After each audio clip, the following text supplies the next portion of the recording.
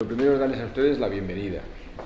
La bienvenida con toda calidez y corazón. Estamos en la biblioteca personal de don José Ortega y Gasset. Ahora se va a ampliar por este lado con 2.500 ejemplares más que nos faltan. Y bueno, aquí a lo mejor pues tenemos este tema de que por ósmosis se nos van cayendo conocimientos y vida intelectual. Darles las gracias por estar aquí con nosotros. Mi nombre es Fernando Vandrés, yo soy el director del Centro de Estudios Gregorio Marañón. Para aquellos que no lo conocen, la Fundación Ortega Marañón se fusiona, la Fundación Ortega con la Marañón se fusiona en el año 2010. Esta es su sede. Verán que hay un edificio detrás, que es el edificio de la antigua residencia de señoritas, entre 1915 y 1936, que regentó María de Maeztu, donde hay 3 exposiciones, una sobre la residencia de señoritas, otra sobre don José Ortega y Gasset y otra sobre Gregorio Marañón. Y luego el ámbito, aquí en el sótano, pues una serie de material iconográfico y muy privilegiado para investigadores. La biblioteca habitual está enfrente. Y bueno, el entorno, pues, como saben, es muy agradable. Verán las esculturas de don José Ortega, de Serrano, que también hizo la de Gregorio Marañón. Bien, como veo que quizá muchos de ustedes ya lo conocen, no quiero yo cansarles y decirles que es habitual en esta casa tener este acto tan simbólico y emotivo que es la presentación de libros, en el sentido de presentar la obra de autores en este concepto de trabajo entre ciencia y pensamiento, que es nuestro quehacer habitual. Casi todos los que estamos en esta casa venimos de otras fuentes. Mi ubicación es la Facultad de Medicina de la Universidad Complutense, y otros profesores pues son de filosofía o son de historia, y en esta estructura que tiene la casa, que es el Instituto Ortega Marañón, que dirige un profesor de historia de la Complutense, el Centro de Estudios Orteguianos, que dirige un profesor de filosofía de la Complutense, y el Marañón, que dirijo yo también, así que somos muy complutenses en ese sentido, ¿no? Aunque esto está abierto a todas las universidades y muy especialmente a América Latina. Tenemos convenios con universidades de México, de Argentina, de Colombia, de Chile, y esto nos da una riqueza muy importante. Pero vamos a la vida intelectual de este rato que vamos a pasar juntos hoy, que es la presentación de una obra que ustedes ya conocen por las invitaciones, Puro Veneno, ¿Me oyen bien atrás? Sí. Del doctor Roberto Pelta Fernández, que tienen el libro en la mano, pues lo puede ver luego, si ya se lo digo yo. Él es doctor en Medicina y Cirugía por la Universidad Complutense de Madrid. Él es médico adjunto del Hospital Gregorio Marañón en la especialidad de alergia, y es escritor fundamentalmente y también historiador en asociaciones como de médicos, escritores y artistas, y una vida curricular muy intensa que yo, en la lectura del libro y en conocerle hace poco tiempo, aunque nos unían muchos intereses marañonianos, porque yo también vengo del Gregorio Marañón, aparece algo muy frecuente en la medicina, y es la inquietud por la vida intelectual y el pensamiento. Esto es una cuestión realmente muy, muy relevante. Y al doctor Roberto Pelta le ha llevado a hablar, aunque ya ha escrito otras muchas cosas que luego podemos citar, este texto de Puro Veneno, y con un subtítulo de Tóxicos, Ponzoñas y otras maneras de matar. Es una palabra bastante fuerte, aunque ahora se está matando tanto en todo el mundo que casi parece hasta un tópico. Pero es muy interesante el verbo, porque es el diagnóstico diferencial entre las intoxicaciones y los envenenamientos, ¿no? Que es un tema importante. Bien, pues para organizarnos en tiempo y forma, y que podamos tener un tiempo de coloquio todos juntos, que es lo más relevante, yo voy a dar en primer lugar la palabra a don Francisco Pérez Fernández, también autor que ha presentado libros en esta casa. Él es doctor en psicología, en filosofía, profesor de universidad, y para que él haga una reseña general de lo que ha significado para él la lectura de este libro, y luego le daré la palabra al doctor Roberto Pelta para que él nos cuente con más detalle pues, los pormenores de cómo ha hecho esta construcción tan interesante, muy interesante desde luego.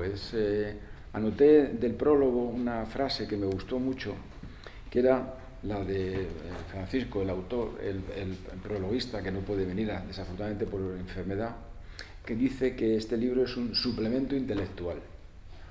Y yo les digo que sí, porque yo explico toxicología en la Complutense, y poder explicar la intoxicación por y poder investigar aquí me parece que da una riqueza pedagógica muy importante.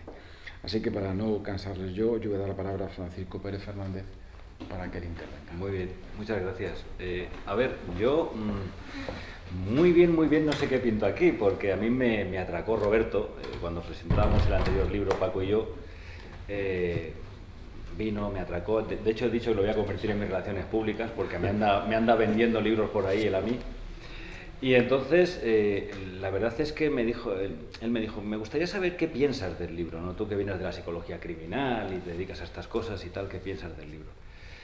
Me mandó un ejemplar, lo leí y la verdad es que lo primero que he hecho ha sido poner el libro en la bibliografía que le doy a los alumnos. Porque hay muy poca literatura buena que penetre en la mentalidad, en la psicología de la gente que envenena.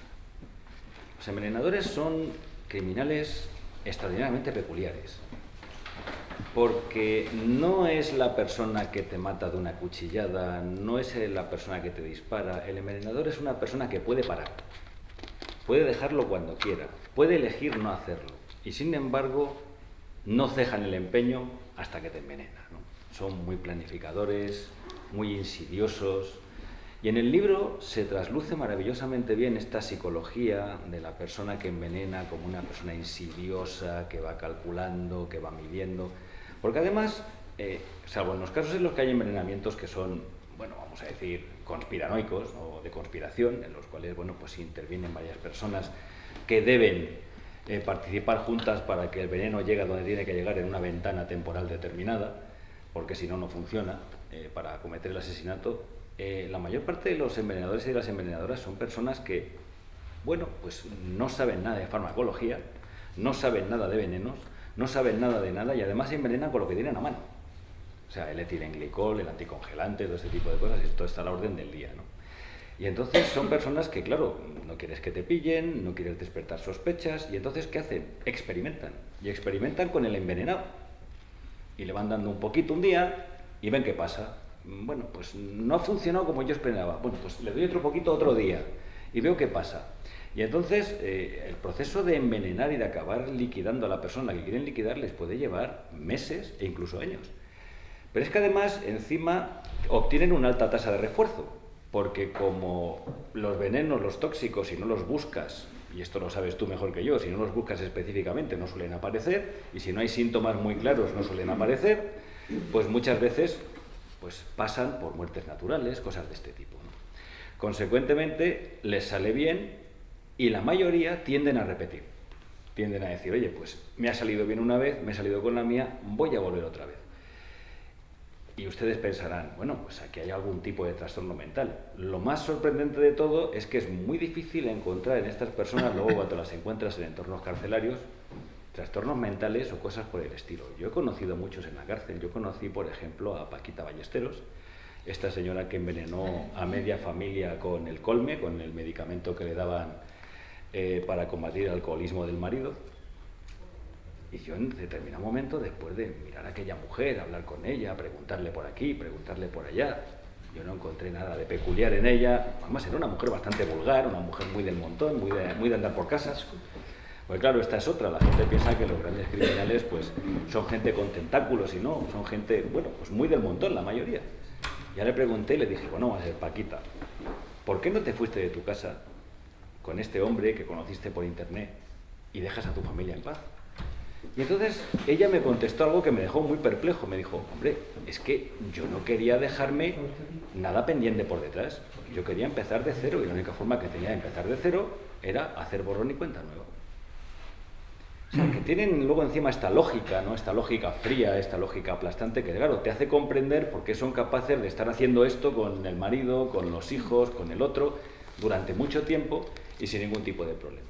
Y el libro está muy bien, el libro de Roberto, precisamente porque explica muy bien qué pasos se dan, cómo es la psicología, ¿no?, de este tipo de personas, qué conductas ponen en marcha, cómo funcionan. Y a mí me resulta una lectura absolutamente maravillosa por eso. Bueno, y luego además porque soy un friki de la historia y entonces, claro, tiene infinidad de datos, detalles. Bueno, lo comentábamos antes aquí en Petit Comité, ¿no? Llega un punto en el que ya no sabes de quién se ha hablado y de quién no. O sea, ya te vas perdiendo por allá atrás, vas dejando las historias atrás. Y es un libro verdaderamente ilustrativo, maravilloso, y que yo, francamente, si no lo han leído, les recomiendo que lo lean, porque además es una lectura muy estimulante, muy entretenida. Se pasa muy bien, está escrito con mucho garbo, con mucha alegría, incluso tiene cierto punto, ¿verdad, Roberto?, de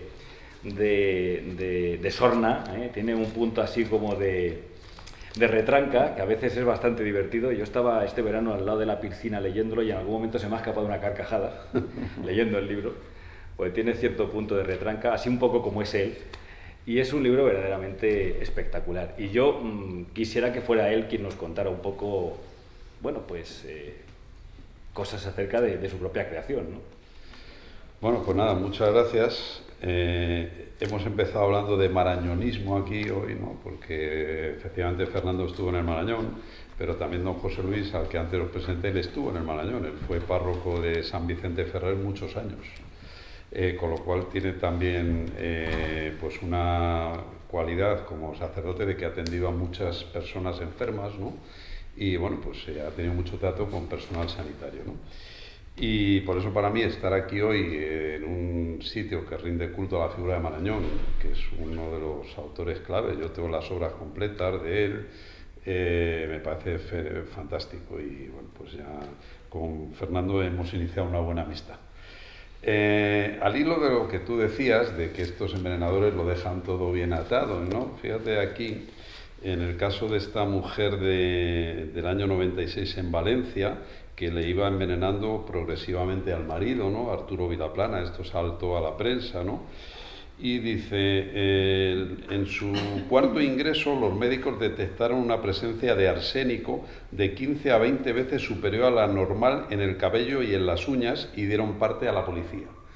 La víctima, Arturo Vilaplana, llegó a declarar a la prensa: me lloraban los ojos, vomitaba todo y los calambres eran tan fuertes que no podía dormir. Dice, y al rememorar lo ocurrido añadía, ahora que lo pienso, el caldo de arroz y la manzanilla estaban algo amargos. Lo peor eran los desplantes que me hacía ella. Me llamaba inválido y se encerraba en nuestra habitación con pestillo.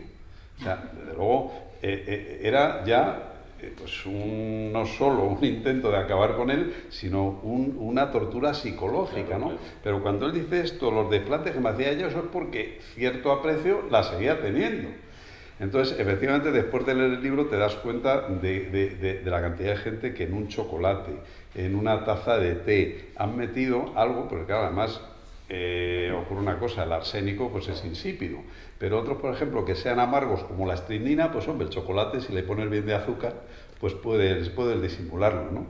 Y luego cosas curiosísimas. El caso que tú contabas del anticongelante, ¿no? En Estados Unidos, un niño que sospechan que los padres le han podido también envenenar con anticongelante, y resulta que pasa un tiempo y ahí la madre tiene otro hijo y ese hijo tiene también problemas. Y entonces empiezan a investigar y se dan cuenta de que tiene una alteración genética que, si no me falla la memoria, tiene que ver algo con el metabolismo del ácido metilmalónico, me parece. Sí. Y entonces resulta que es que coinciden los síntomas del envenenamiento con etilenglicol con lo otro, ¿no? Entonces, bueno, Fernando de hecho hablaba de que, lógicamente, pues para cuando tienes que dar clase, como hace él, que es lo que me pasaba a mí cuando yo daba clases de homeopatía, pues el apoyarte un poco en datos históricos y curiosos, sobre todo, pues te ayuda. Claro, tener que explicar fríamente la intoxicación por mercurio, pues es complicado, pero si añades, como pongo yo aquí, que Paganini, pues probablemente se intoxicó a lo largo de su vida por mercurio. ¿Por qué? Porque tenía sífilis y entonces se tomaba derivados mercuriales para la sífilis, ¿no? Entonces ese tipo de cosas pues son bastante ilustrativas. Yo creo que el conocer la historia y la literatura pues efectivamente no ocupa lugar. Hay un caso que yo cuento aquí que es muy curioso porque fue un envenenamiento por talio.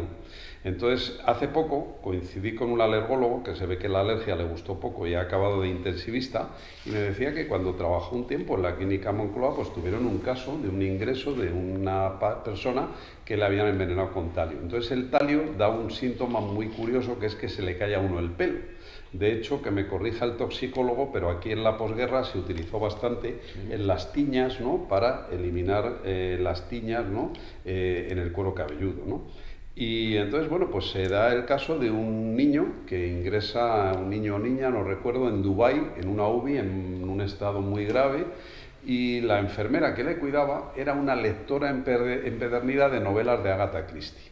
Y entonces cuando empieza a ver los síntomas que tiene esta persona, este niño, pues les dice a los médicos, dice, yo creo que es un caso de envenenamiento por talio.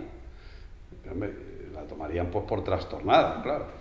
Y resulta que estaba leyendo El misterio de Pale Horse, donde Agatha Christie describe perfectamente el envenenamiento por talio, porque Agatha Christie trabajó durante la guerra en un dispensario en Inglaterra y se hizo una experta en veneno, porque era la farmacia que dispensaba los medicamentos en el hospital. Entonces, claro, por la noche debía haber poco suministro de fármacos, entonces tenía horas ahí para hacerse una toxicóloga. Y tuvo gracia ese caso porque, claro, salvan la vida de esta persona porque le trasladan en un avión a Londres, allí entra en una UBI todavía más cualificada y sale adelante. Y publican el caso en una revista, no recuerdo bien si era New England o Lancet, alguna de estas importantes, y dicen, bueno, en primer lugar, agradecemos a Agatha Christie sus profundos conocimientos toxicológicos. Y también agradecemos mucho a la enfermera fulanita por ser ávida lectora de esta dama del crimen, ¿no? Entonces, bueno, pues a ver, yo la verdad que escribiendo el libro, que me ha dado guerra, porque han sido 8 meses intensos, llega a dedicar al libro a lo mejor 14 horas seguidas, paraba un poquito, ya cuando me encontraba un poco mal, pues dormía un poquito y volvía. Pero sí, pero el libro, claro, te mete en un mundo. Es una pena que no esté aquí el profesor López Muñoz, que es el autor del magnífico prólogo que tiene este libro, que ese sí, que es magnífico. Y bueno, pues él ahí ha hecho un prólogo donde rescata también la figura de un gran humanista español, que era Laguna, ¿no?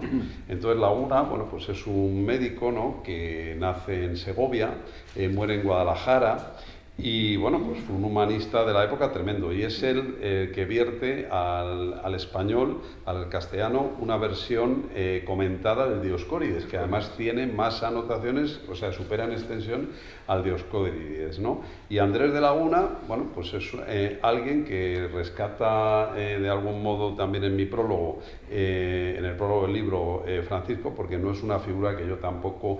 claro, llega un momento que tienes que poner un tope. Estaba por ahí Carlos Alcelay, el editor, y bueno, pues llegó un momento de que dijeron, oye, es que esto tiene muchas páginas. Entonces yo ya me ocupé de Paracelso, pero sí es cierto que... Y luego me ha gustado mucho, que he tenido ocasión también y me ha entroncado con el libro, ya que dices que soy uno de tus relaciones públicas, este libro, que se llama El vuelo de Clavileño. Fíjense qué subtítulo tiene, si el mío llama la atención: brujas, locos, pócimas, fármacos, médicos e inquisidores a través de la literatura cervantina.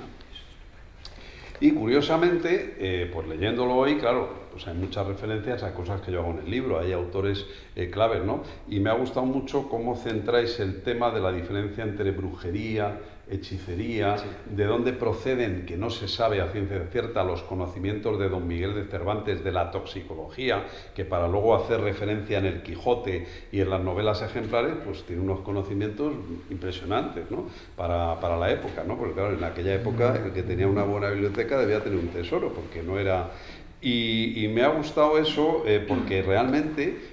y lo ponéis muy claro en el libro, y yo creo que también lo dejo yo claro en el mío, hubo una etapa en que las brujas, las hechiceras, tenían un conocimiento empírico de las plantas venenosas, que ya lo quisieran muchos médicos de la época, ¿no? Por ejemplo, aquí se habla mucho de las solanáceas. Yo, de hecho, en el libro, para hablar un poco de cómo está estructurado el libro, yo voy veneno por veneno, tanto en el reino mineral como vegetal, animal, y entonces ahí, pues, cuando llegas al capítulo de las solanáceas, pues claro, te encuentras con el beleño, te encuentras con el estramonio, te encuentras con la belladona, te encuentras con la mandrágora, que además había leyendas, ¿no?, de que la mandrágora pues era mejor recogerla cuando era un árbol de un ahorcado y que crecía a los pies del árbol, ¿no?, y que ojo con la mandrágora, que era una planta con una raíz antropomorfa, y si el hombre intentaba arrancarla, pues podía morir. Entonces cogían un perro que le ataban con una cuerda y le desplazaban hasta allí para que fuera el perro el que arrancase la raíz, ¿no?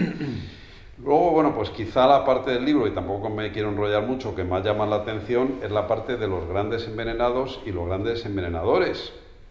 Pero ahí también hay mucha leyenda, ¿no?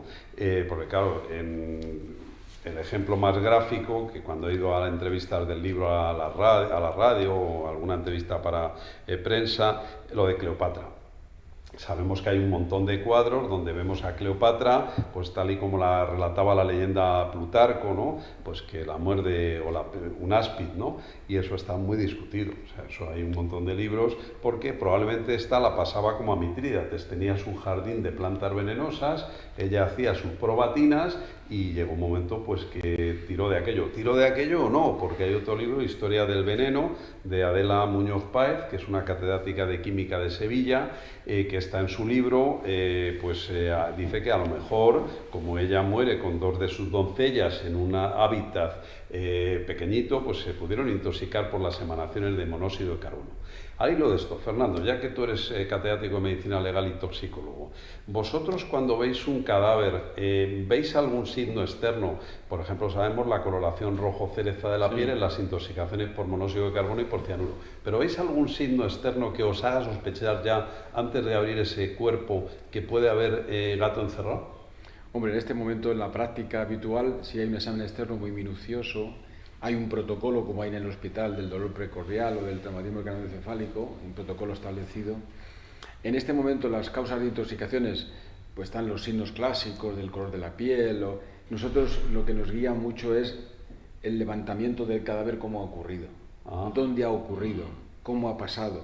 Y en virtud de eso se aplica un protocolo de investigación toxicológica que es un rastreo muy grande, es decir, se saca hígado, se saca estómago, se saca cerebro, y entonces hoy se puede rastrear toxicológicamente mediante técnicas, por ejemplo, de cromatografía de gases y absorción atómica o espectrometría de masas, que lo que detecta es la huella molecular. Es decir, nosotros detectamos 2 moléculas bailando en un volumen de orina, y entonces podemos detectar si eso, luego ya hay que cuantificarlo y ver qué relación hay entre la cuantificación y la causa de la muerte, ¿no?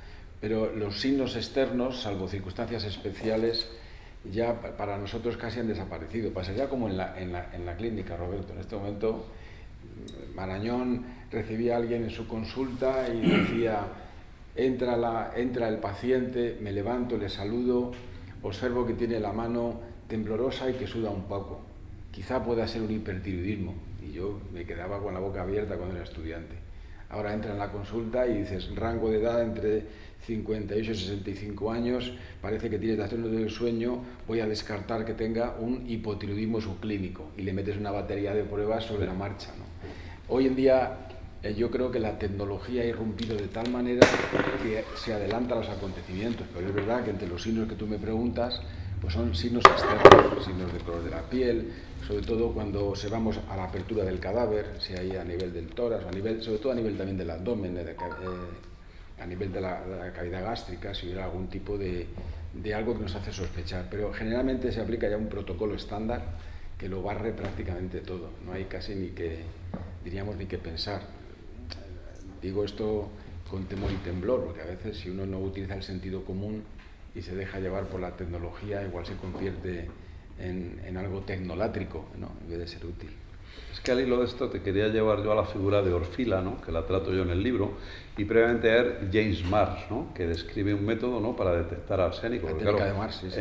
Entonces eso, hoy en día tenéis ya pues un instituto de toxicología con una serie de químicos. Nosotros ya hacemos absorción atómica en rutina, y eso se hace.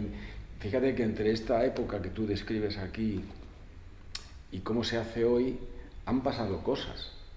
Por ejemplo, que conocemos todo lo que ocurre post-mortem. Es decir, post-mortem, cuando fallecemos, se produce una redistribución del volumen de líquido, se produce de la inversa. El acúmulo de gas en el abdomen, tras el fallecimiento, hace depresión y hay una circulación inversa de la sangre. Con lo cual, cuando yo saco sangre en el cadáver para investigar, detecto el tóxico, pero la cuantificación no me es muy útil para poder sacar nexos causales, igual que se hace en el vivo. Si tengo un alcohol de 2 gramos en el vivo, pues sé que está con una intoxicación importante. Si detecto esos 2 gramos en líquido pericárdico o en sangre del cadáver, pues no puedo sacar esa misma conclusión, puedo decir que se ha expuesto. En el caso de Orfila que tú dices, para nosotros Orfila es, pues cómo deciros, es nuestro referente máximo. Un español menorquín que se tiene que marchar a Francia, se hace ciudadano francés, decano de la facultad, pero un investigador extraordinario, pero un observador en gran medida, ¿no? Él decía que la aristocracia verdadera es el talento, pero él tenía una sensibilidad especial para cazar dónde podía haber situaciones, ese como tú dices en criminología, es ese ojo clínico forense, ¿no? Y él lo tenía, ¿sabéis por qué? Creo yo. Porque era un entusiasta de las artes, él era un cantante pero de gran calidad. ¿Ah, sí? Hombre, Sí, claro. Yo lo he leído Cantaba y era un hombre, y su esposa también le ayudaba en esto, pero él era requerido para cantar en diferentes reuniones de la nobleza parisina, ¿no? Él tenía una percepción, una sensibilidad hacia el arte que le permitía una capacidad de observación que los demás no tenían. Y luego un conocimiento de la química en el siglo XVIII y ya el siglo XIX que muy pocos sabían, una transformación muy importante, muy grande. Y eso le llevó a desarrollar técnicas analíticas que en aquella época eran marchas analíticas para cazar. Eso nosotros lo hacemos ahora con la solución atómica en 10 minutos, claro, indudablemente. Claro. Sí, pero todavía hay contextos en los que los signos son importantes, ¿no?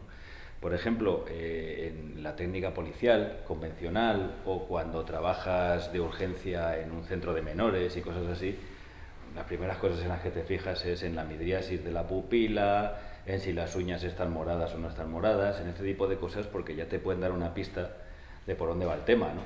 Por ejemplo, con los menores que snifan pegamento, lo de las uñas moradas y los labios morados y que eso influya en su impulsividad y en su falta de control y tal, pues es bastante habitual porque los pobres se arrasan el lóbulo frontal. Entonces, son cosas que vas viendo un poco sobre la marcha y que en determinados contextos, no ya muy profundos, en los que tienes que hacer análisis muy profundos, ¿no?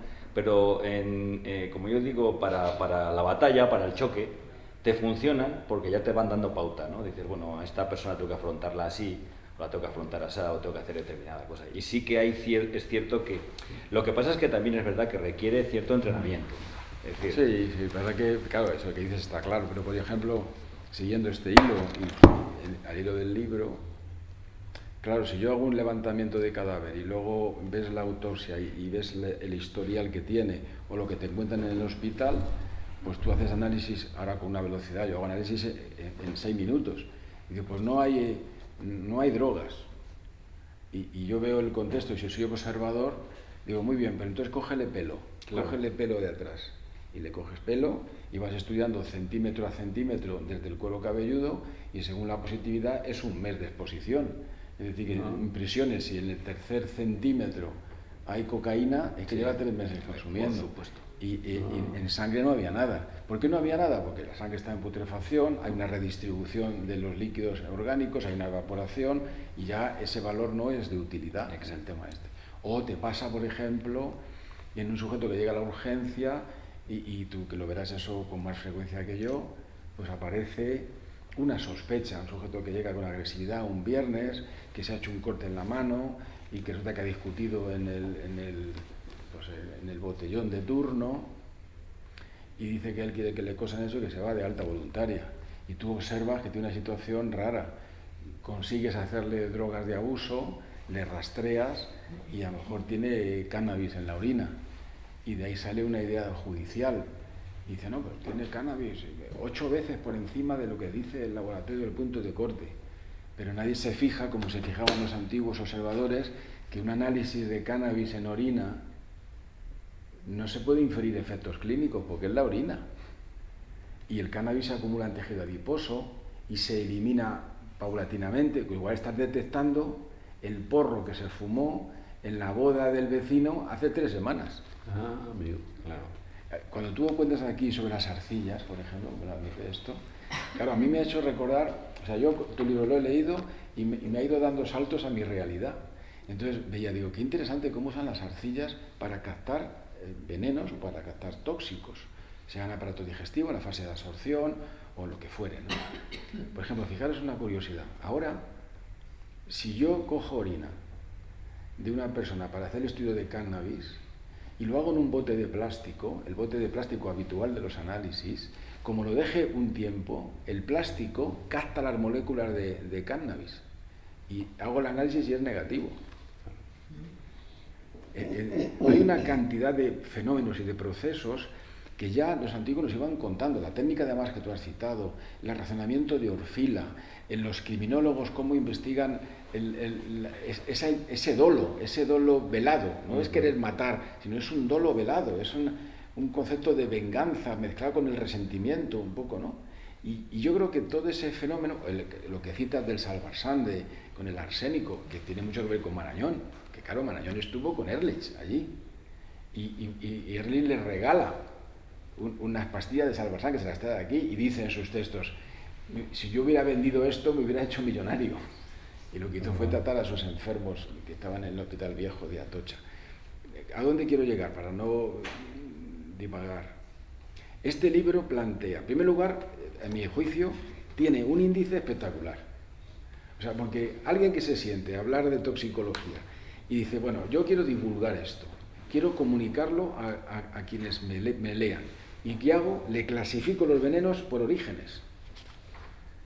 Y luego esos orígenes, una vez ya están clasificados, genero una ficha que mezcla, y yo te admiro en ese sentido, mezcla aspectos históricos, aspectos médicos y aspectos hasta sociodemográficos del contexto que se pasa. Entonces, claro, el libro tú lo vas leyendo y efectivamente tienes que descansar de vez en cuando, Roberto, porque entras en crisis, porque el nivel de información por página es intensísimo. Entonces tienes que dejar y decir, bueno, pues yo me voy a preparar, me voy a leer hoy los venenos de origen mineral. Sí, poco a poco. Y luego cuando los has leído, te vas a buscar en la bibliografía el concepto del por qué de origen mineral, por qué se clasifican así, cuál es su farmacocinética, cuál es su toxocinética, y entonces realmente implicas todo eso. Luego te has enriquecido con los aspectos históricos del manejo del mercurio, de sus orígenes, del porqué, de la historia, de la mitología que hubiere. Y luego llegas a los de origen químico, y aquí te estimula a decir todo lo que hemos avanzado, que yo he citado antes desde el punto de vista químico. Claro, el avance que hemos dado de cuando se escribe esto hoy es, yo ya os doy fe de esto, yo lo hago todos los días, es espectacular. Es que yo puedo predecir acontecimientos. Yo puedo predecir acontecimientos. Yo hacía análisis de metadona en drogodependientes, o hacemos el diagnóstico diferencial en la urgencia y te dice el paciente, los opiáceos son positivos. Y te dice el paciente, sí, doctor, son positivos porque sí, yo soy consumidor de heroína, pero ya no me pongo nada. Y ahora estoy con la metadona, bueno, se habrán equivocado. Y yo digo, no es verdad lo que dices, porque tienes metadona, tienes además codeína y tienes morfina.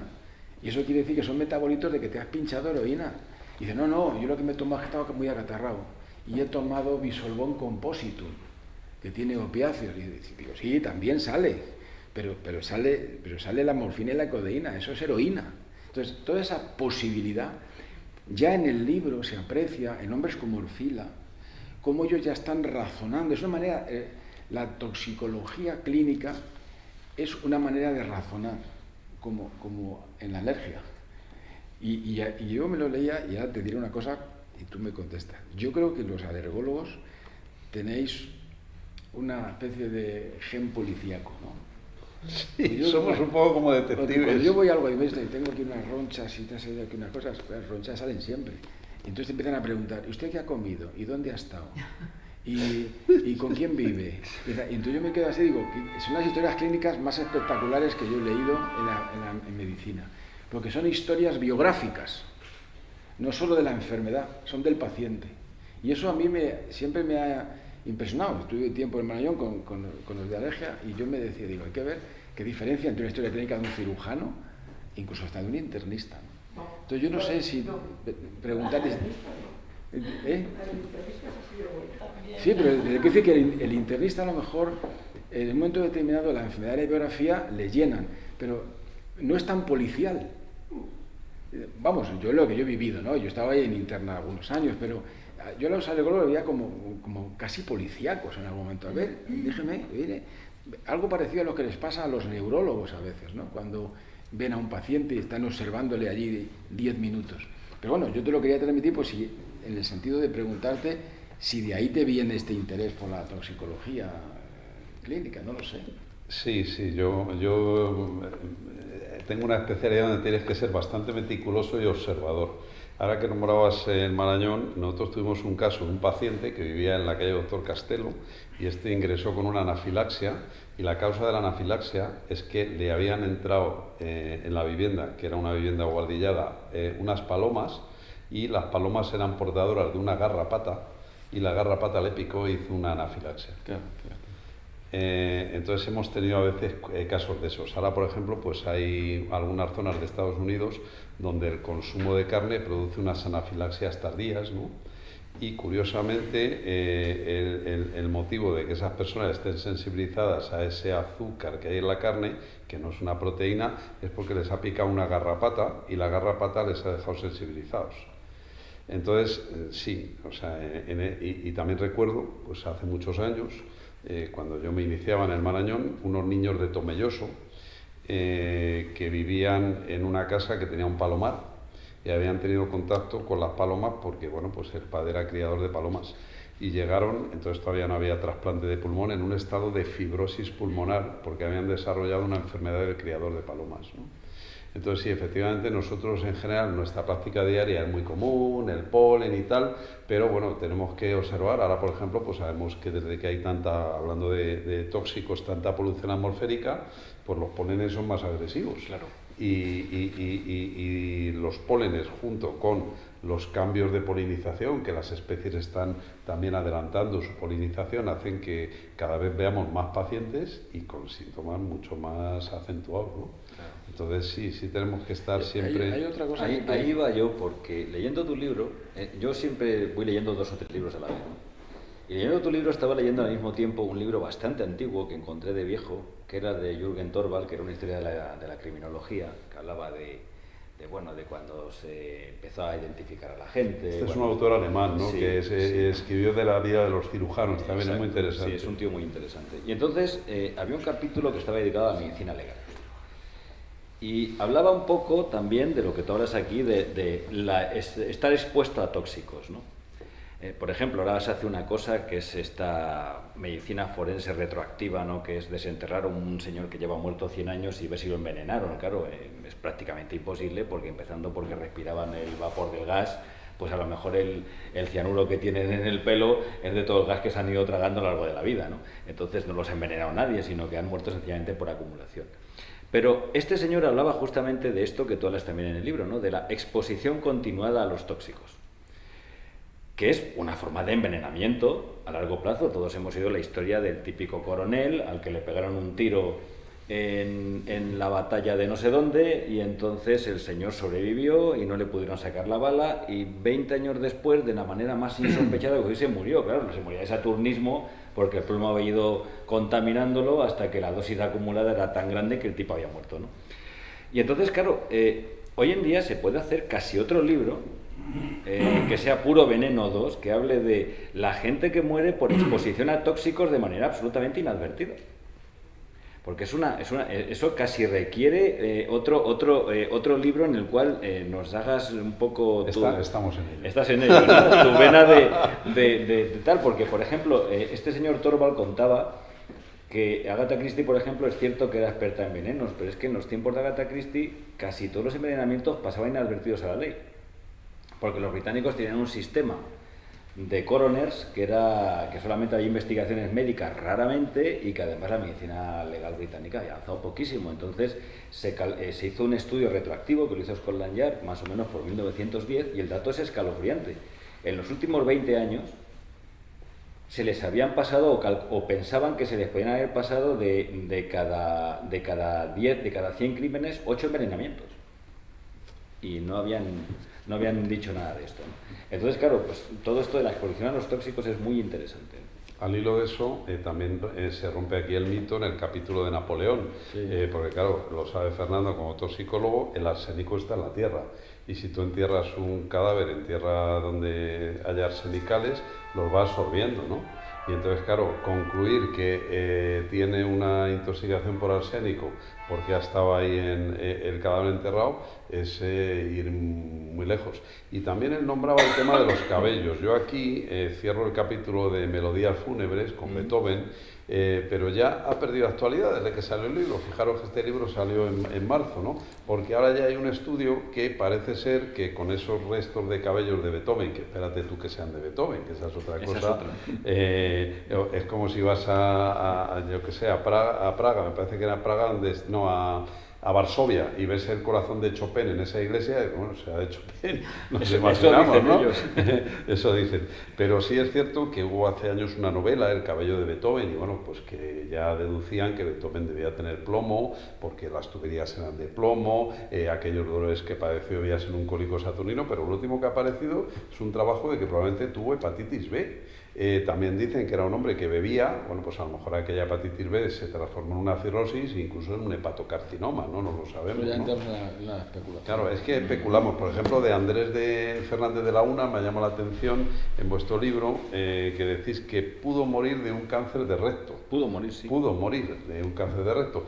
Y aquí también, hablando de digestivo, pues rompo mitos, ¿no? Porque hay, por ejemplo, pues casos del príncipe de Diana, pero si realmente parece que falleció de tuberculosis y no envenenado, ¿no? Entonces yo lo que he intentado es abrir ahí un poco el abanico, porque hay figuras míticas. A mí me ha sorprendido ahora del Premio Planeta, el otro día lo hablaba con mi hermana, el finalista que ha escrito una novela sobre Alejandro Magno. Me decía mi hermana, ¿y qué tendrá que contar ya de Alejandro Magno, ¿no? Bueno, lo que pasa es que siempre está el punto de vista, ¿no? Yo hice un taller de creación literaria con el famoso José María Gelbenzu, que fue director de Alfaguara, es un novelista precisamente de novela de lo que estamos hablando, y José María, que decía, bueno, mira, si todo está explicado y todo está escrito, pero claro, el punto de vista, pero sí, si te llama la atención porque, claro, frente a en este entorno de figuras tan míticas, lees de todo, pero claro, luego te vas, por ejemplo, a Blas Estremera, que escribió algo parecido a lo que hacía Néstor Luján en Jano, ¿no? Sí, Patobiografía, y él ya te dice ahí que probablemente Alejandro Magno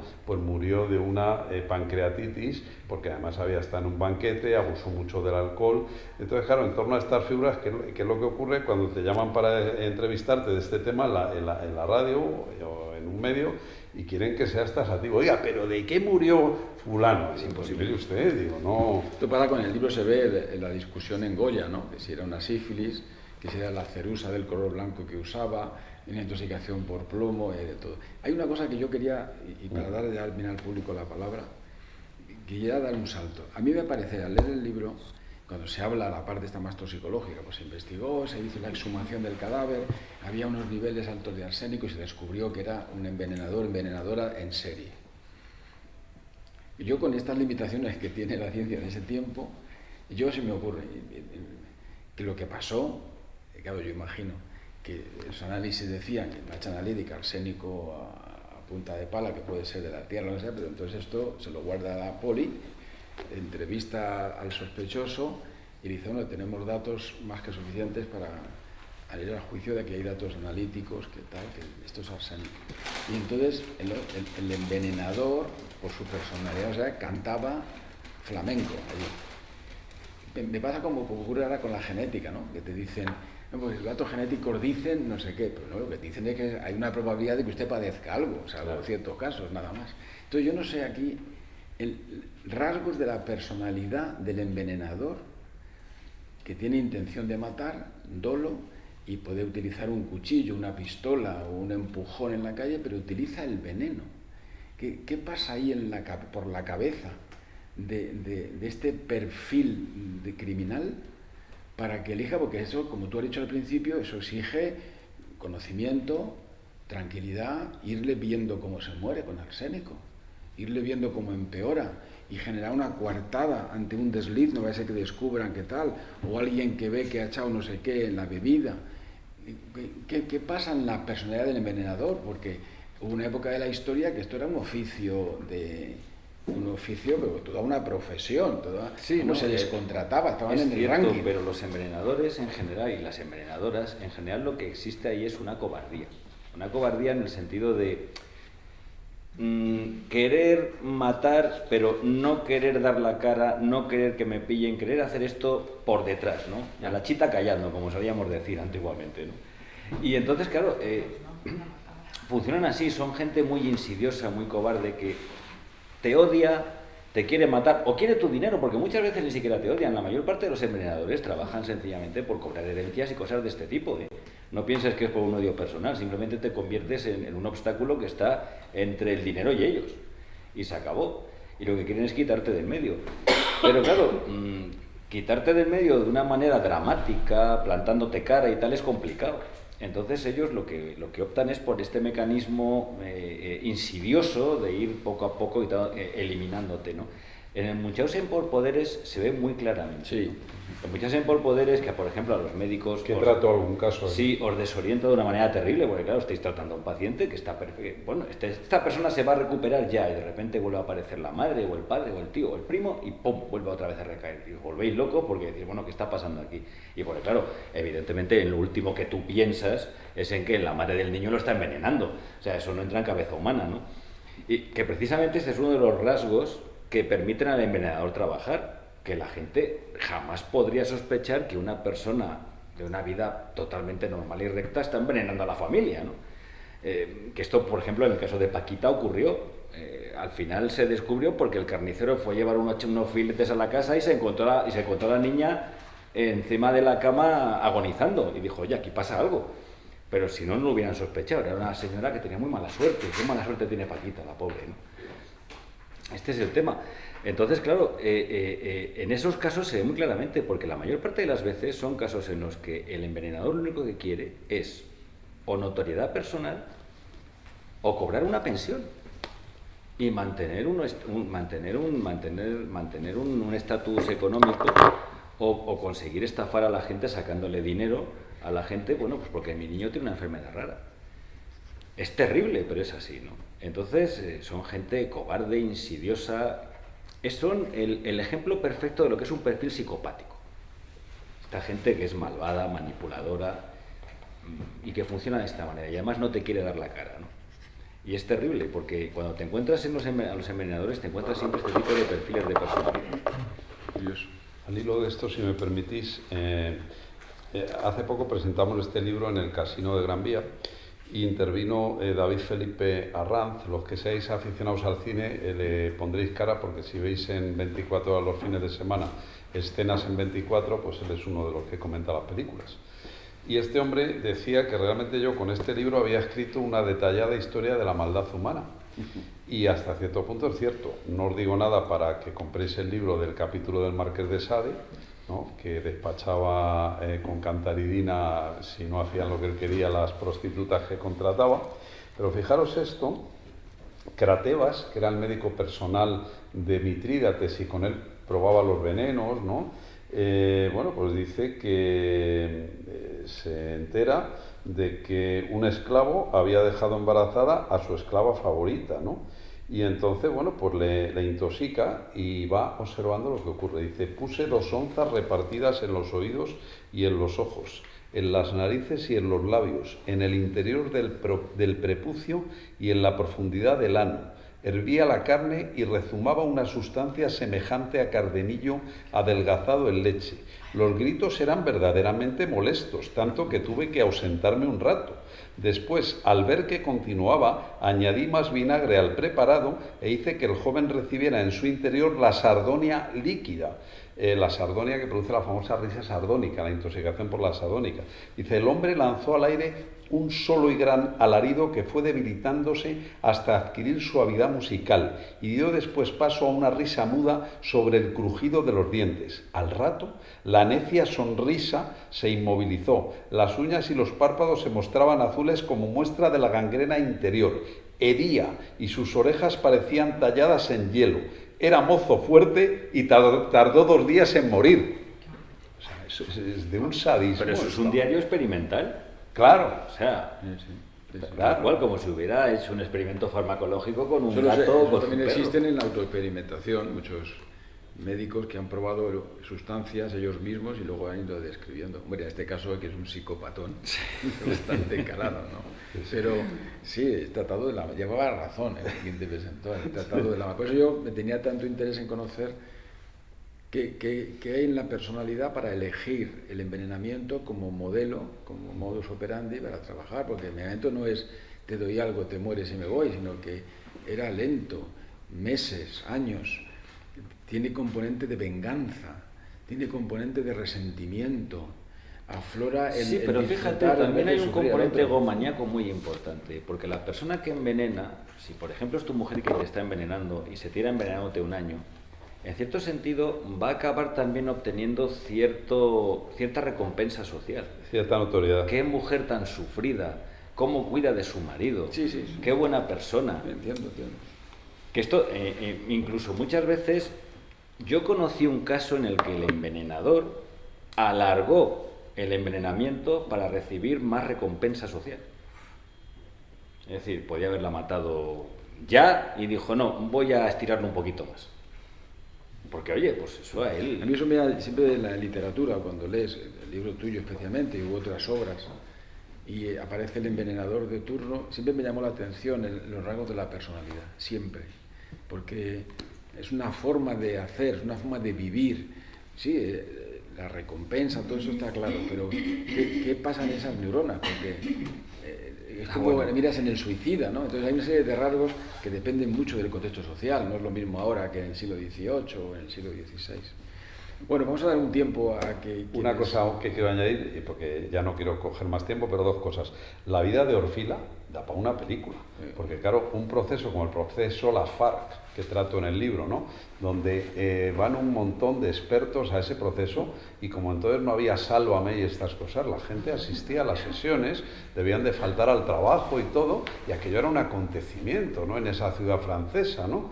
Y luego incluso él tenía un rival que era otro toxicólogo, Raspel, ¿no? Raspel, sí. Y bueno, este le acusa de que se ha llevado arsénico desde París allí a la ciudad de Toul, ¿no? Para el juicio y tal, y llegan a hacer experimentos en vivo con animales y todo, ¿no? O sea, eso da para una película fantástica, ¿no? Y luego lo último que te quería comentar, porque me has preguntado, aparte de la motivación, ¿cuál era la motivación real para escribir el libro? Hombre, cuando empecé a estudiar la anafilaxia, en la época de Porty Riché, que como sabes fue recompensado con el Premio Nobel de Medicina, el descubrimiento de la anafilaxia, se hablaba de venenos. Claro. De hecho, a ellos, él era un famoso catedrático de fisiología de la Sorbona y Paul Porty era un zoólogo que era su ayudante, ¿no? Entonces los llama el príncipe Alberto I de Mónaco, que era dueño del casino de Monte Carlo, pero odiaba el juego. Lo que pasa es que ganaba tanto dinero que dijo, bueno, pues lo voy a invertir en mi hobby. Y se construyó un buque de investigaciones oceanográficas, el Princesa Alicia II.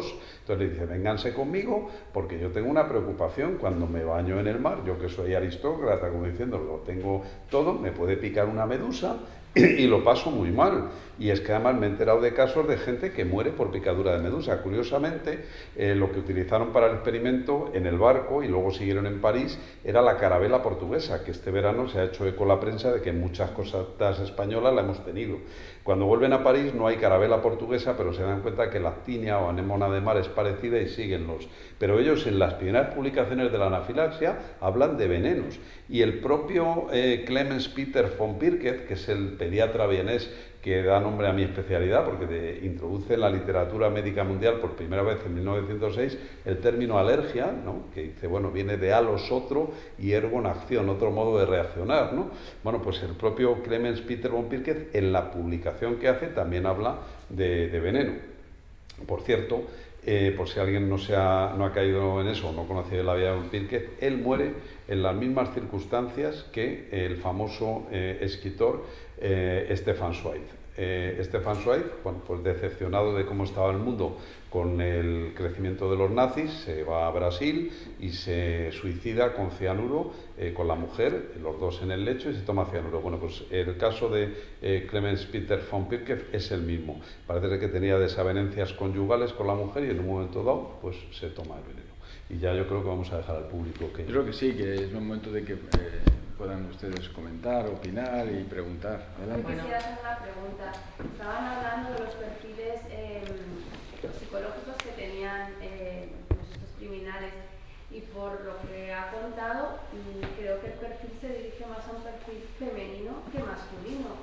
Yo no sé si tiene que ver algo, que el perfil femenino tiene menos fortaleza física y va actuando de una forma más civilina y el envenenamiento no requiere de tener unos dotes físicos claro, importantes, y sí que requiere tener una concentración a la hora de formular un producto que pueda ir envenenando. Entonces, siempre se ha oído que, los envenenamientos venían más dirigidos por un perfil femenino que un perfil masculino, y que ya, pues eso, un poco saber si eso es cierto ahora después que se ha estado investigando tanto sobre este tema.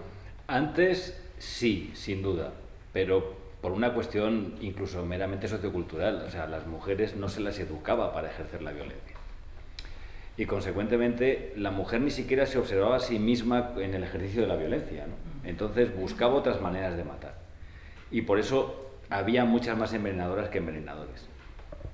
Ahora ya no, ahora ya se está empezando a homologar, ¿no? Básicamente por la igualación de los sexos, la igualación sociocultural. Ya te encuentras, claro, ya sabéis que la gente cuando se iguala en todo, se iguala hasta en el crimen. Y entonces pues se está empezando a ver que también hay muchos hombres que envenenan con el típico mata hormigas en el café y con este tipo de historias. Pero sí que es cierto que antes, y además es que encima tenían mucho éxito. Yo recuerdo a Paco Pérez Avellán, que en paz descanse, que siempre... Al cual referato en el libro. Sí, que siempre, fue compañero mío muchos años, y yo siempre me acuerdo que nos rayamos mucho tomando café porque siempre decía, ese médico de pueblo que se acerca a la casa de la viuda y la viuda le tiene puesto ya el certificado de defunción con la pluma encima. Exacto. Y le dice, ay, qué pobre mujer, no sé qué. Entonces el hombre, para que la mujer no sufra más, se toma la copita de Jerez y le firma, ¿no? Y entonces ya envenena al marido. Y esto pasaba, tenían mucho éxito. Por eso fíjate que el derecho británico inventó una figura jurídica que solamente existe en el derecho anglosajón, que es el not proven. Es decir, no es que seas culpable o no culpable. El not proven es, te tenemos que soltar, pero sabemos que has sido tú. Y esto surgió a raíz sobre todo de la infinitud de casos de envenenamiento que se les escapaban. Que claro, como no tenían motivo o razón para probarlo indiciariamente, pues tenían que aceptar que la persona pues la tenían que soltar y no podían meterle una condena, pero todo el mundo sabía que había envenenado al marido o a los hijos, a quien fuera, ¿no? Y esto ocurría. Ahora ya no, ahora ya está empezando a homologarse bastante. Creo que ahí es donde entra Orfila, otra vez. Sus informes periciales fueron demoledores.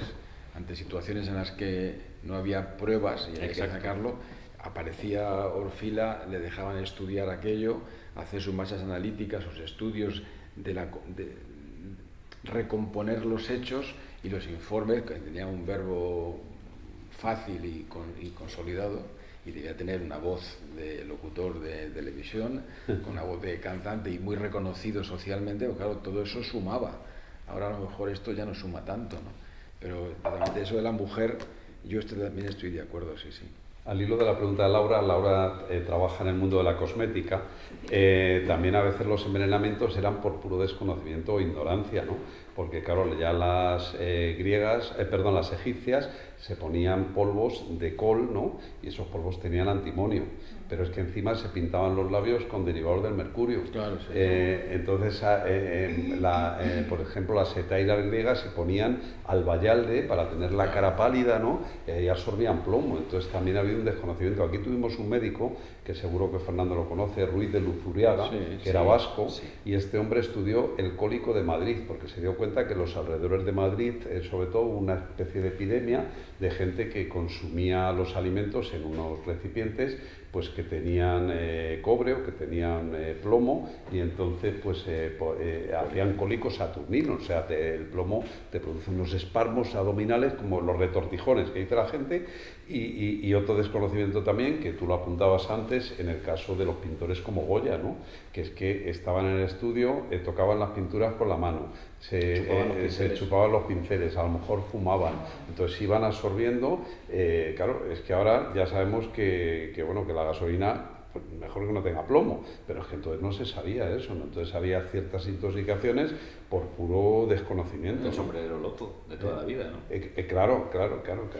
En los años, yo creo que todavía en algunos lugares del mundo, en bolsas de pobreza, estoy hablando por ejemplo de México o así, nosotros sí hemos visto que la gente para calentarse pues tiene que quemar pues una puerta de la casa, y entonces el plomo que libera, eso se inhala, y sobre todo en los niños tiene una repercusión tremenda, y hubo que cambiar los valores de referencia de la intoxicación por plomo porque no se conocía con detalle esa forma de intoxicarse.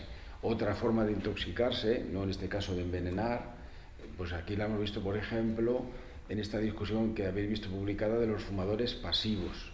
Pues en el fumador pasivo de cannabis, yo sí lo he visto, en población de etnia gitana, en chabolas, fumar de manera bárbara, y a lo mejor ahí hay un adolescente, un bebé, y el bebé empieza a tener trastornos de niveles de conciencia, de letargo, acude al hospital, miran los pediatras y aquello no hay quien lo explique cómo puede ser. Haces un rastreo de tóxicos y tiene cannabis, y es que lleva en aquella chabola 10 días inhalando, porque allí se reúnen allí a fumar. Eso se discutió mucho, de que la inhalación pasiva no era verdad.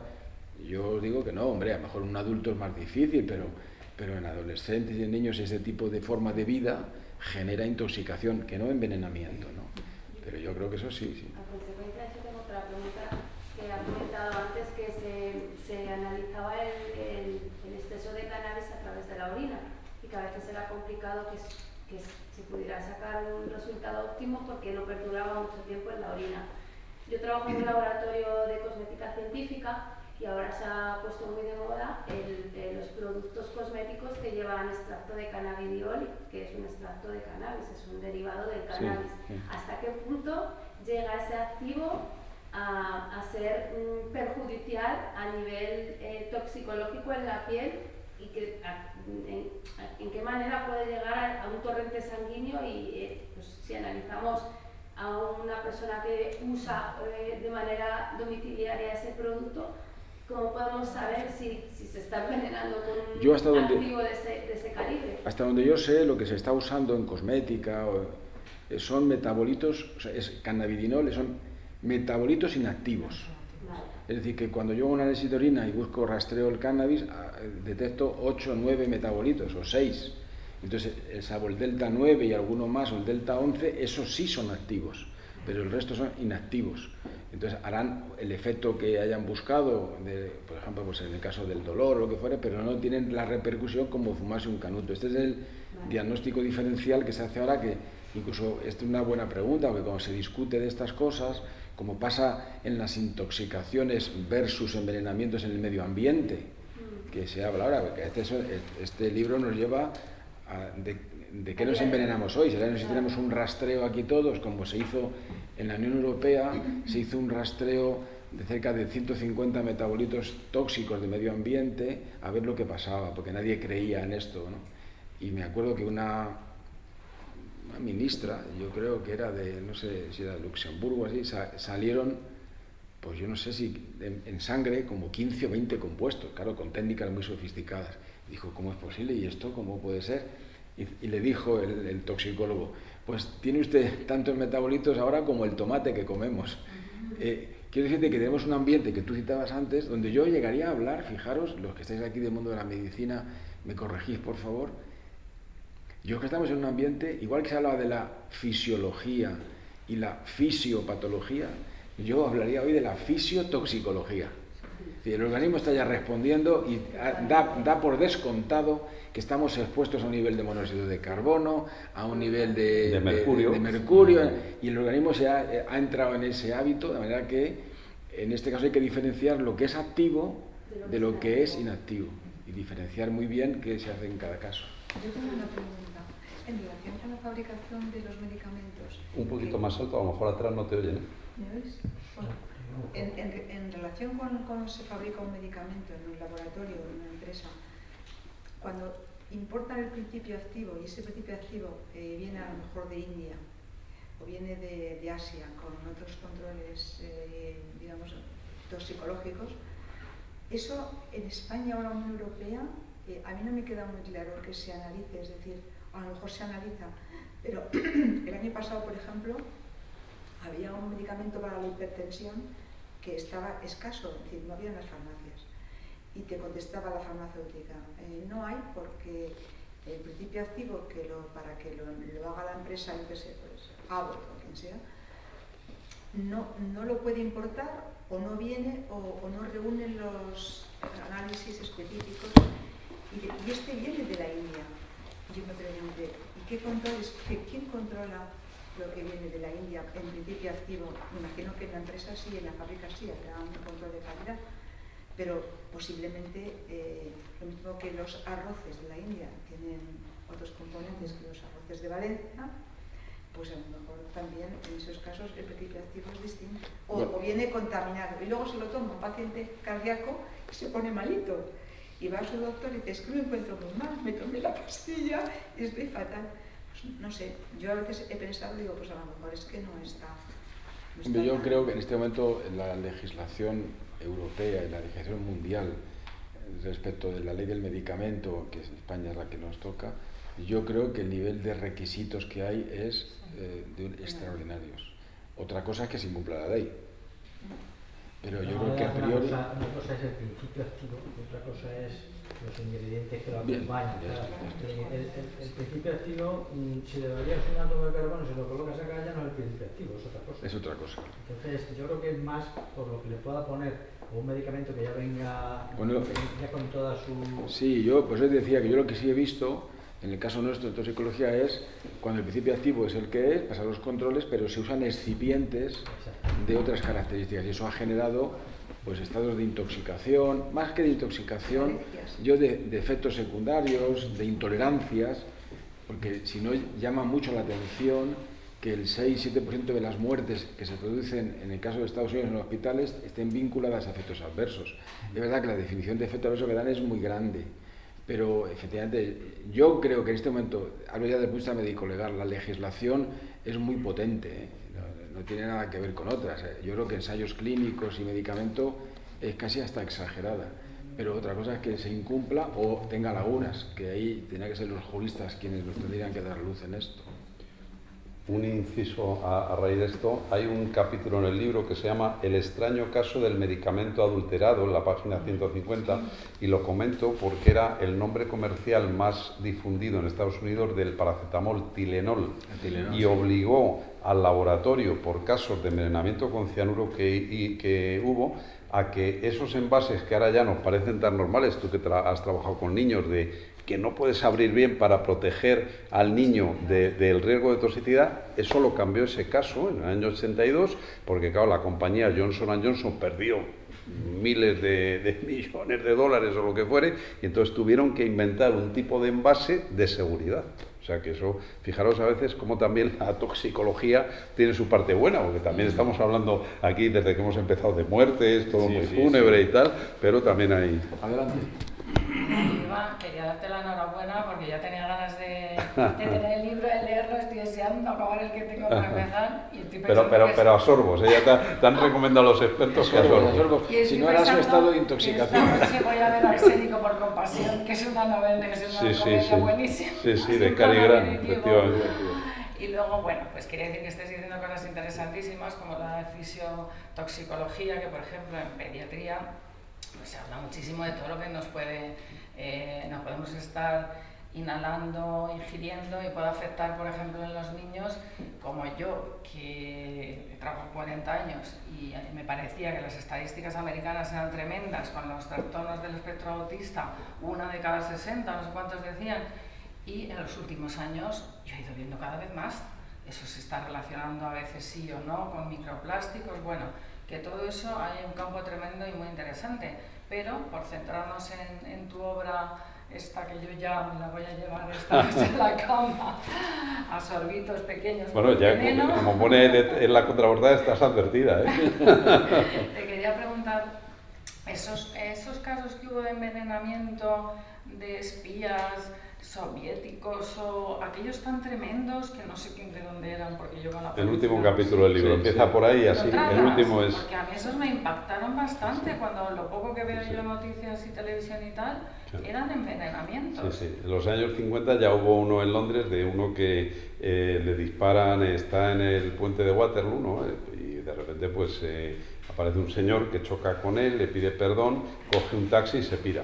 Y le había disparado con un paraguas pistola una bala de iridio, pero dentro llevaba alojada ricina. La ricina es una de las toxinas, junto con la toxina botulínica, de las más tóxicas que hay para el ser humano.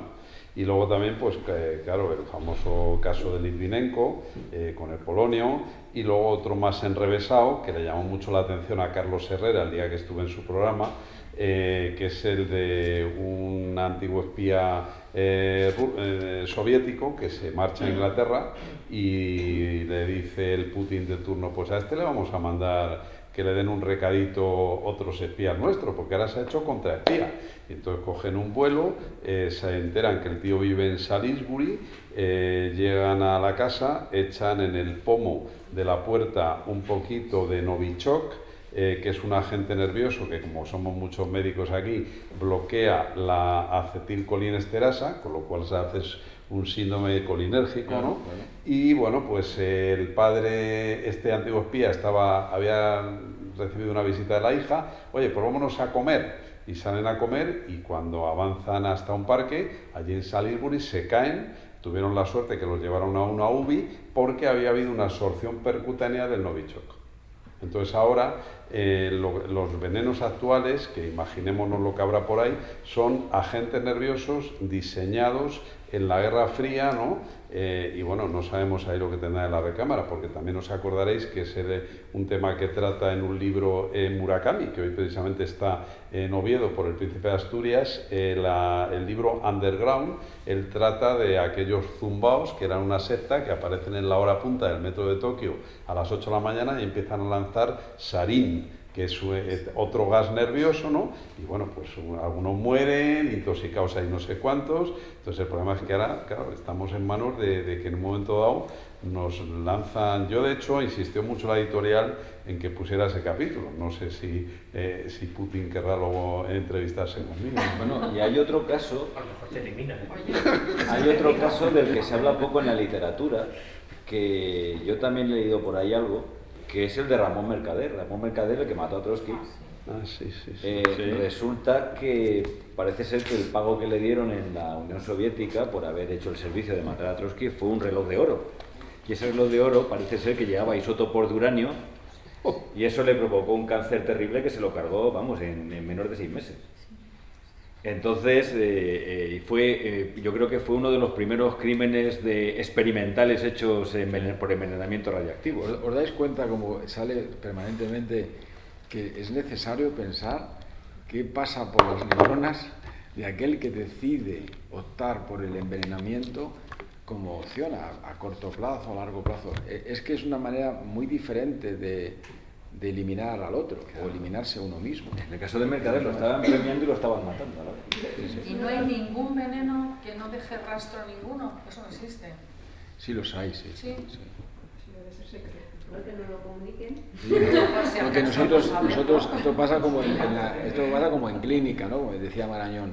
El problema que tenemos en la endocrinología es que está ocurriendo algo, pero no somos capaces de cuantificarlo porque la tecnología no llega a esos niveles de límite de detección. Claro. Ahora estamos en el nanogramo, en el picogramo, en el femtomol. Antes estábamos en el miligramo, entonces esto ahora hemos de reconocer que hay, pero sí los hay, ¿eh? Sí.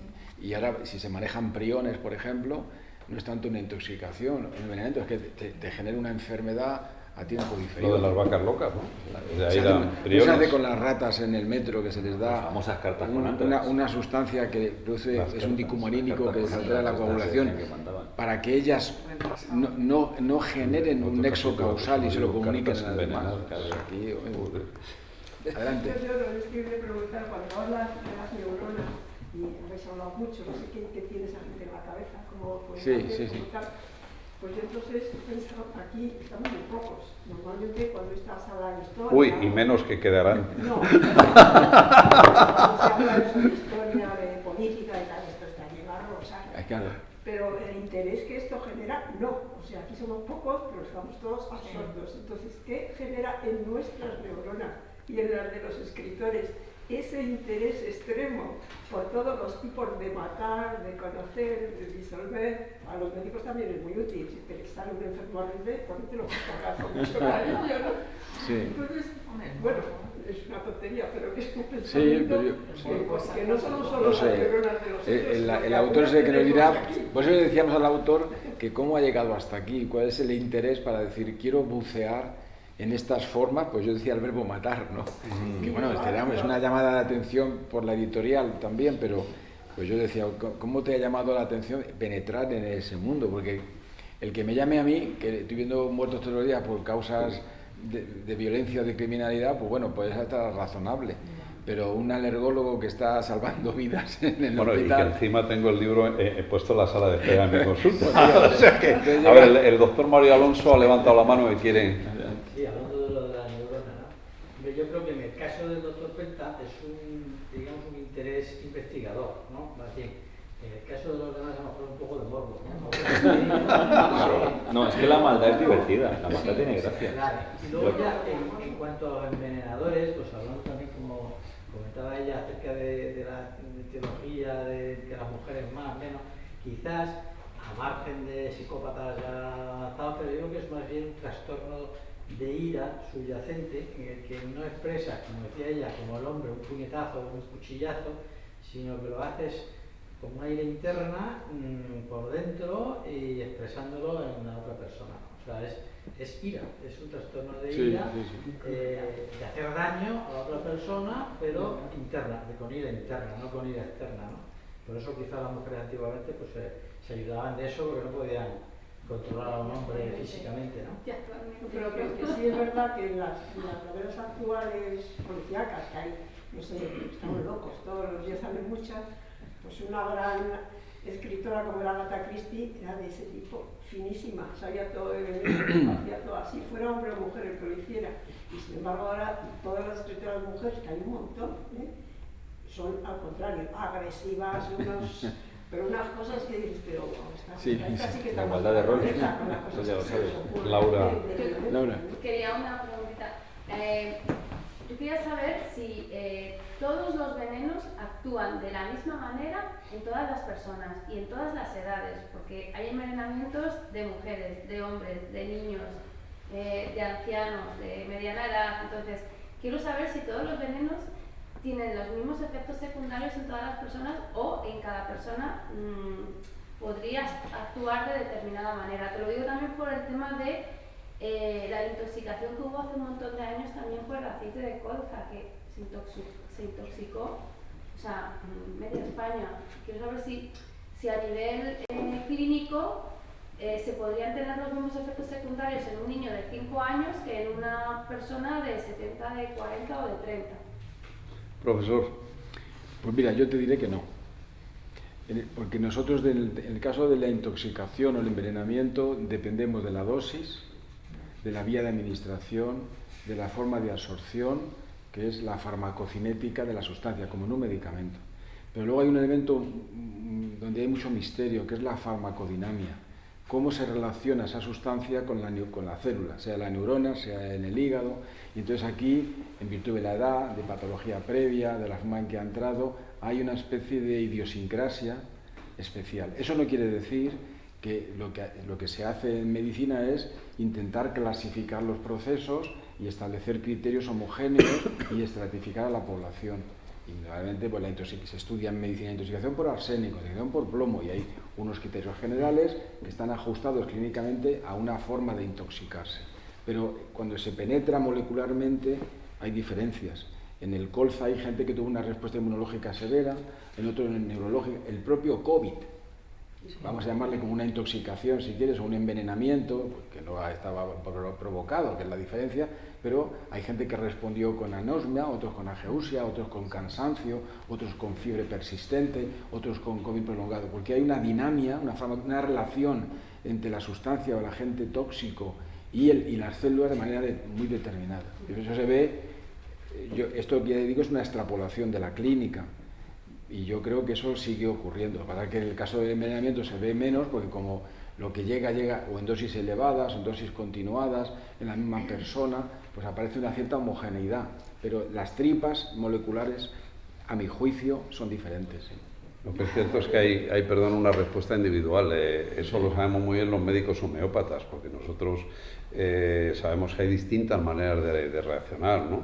En el organismo, y que un mismo medicamento pues no produce los mismos efectos. Es como un cuadro clínico, ¿no? O sea, uno puede tener, como tú hace unos meses, una apendicitis aguda, ¿verdad? Pero a lo mejor a ti te dolía en una zona aunque el apéndice está aquí, pero siempre hay síntomas. Yo me acuerdo siempre cuando estudiaba la carrera el caso del infarto de miocardio, ¿no? Que te decían, ojo, que a alguien le puede doler la mandíbula, y no le duele, no tiene un dolor precordial, ¿no? Y te acuerdas, Carmen, cuando nos explicaban aquello en el 12, decíamos, pero bueno, qué cosas nos cuentan, ¿no?